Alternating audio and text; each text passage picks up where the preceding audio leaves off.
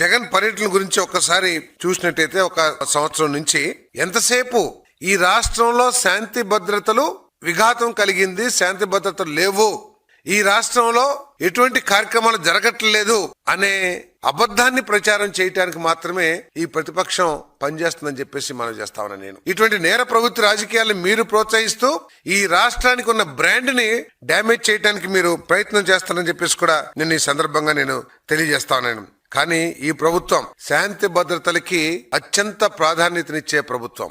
గతంలో కూడా చంద్రబాబు నాయుడు గారి ప్రభుత్వానికి దౌర్జన్యాల్ని, అశాంతి సృష్టించే సంఘ విద్రోహ శక్తుల్ని పీచమనిచిన ప్రభుత్వం చంద్రబాబు నాయుడు గారి ప్రభుత్వాలు గతంలో కూడా అని చెప్పేసి మనం చేస్తాం. ఒకసారి ఆంధ్రప్రదేశ్ ప్రజలందరూ కూడా ఆలోచిస్తే 1990 దశకంలో హైదరాబాద్ లో ఎటువంటి అల్లర్లు, కర్ఫ్యూలు ఉండేవో ఒకసారి ఆలోచించండి. ఆ కర్ఫ్యూలు, అల్లర్లు ఎప్పుడైతే మాసిపోయినాయో అప్పటి నుంచి హైదరాబాద్ అభివృద్ధి చెందింది.